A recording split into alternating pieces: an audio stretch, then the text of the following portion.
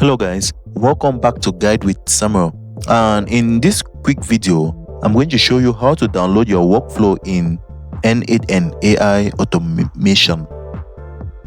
First, head over to your admin panel on the left side, and once you're in the admin panel, click on Manage at the top. Then under the Manage section, click on Export. Now you'll see the option to download workflow. Click on that. Your browser may ask you to allow pop-ups.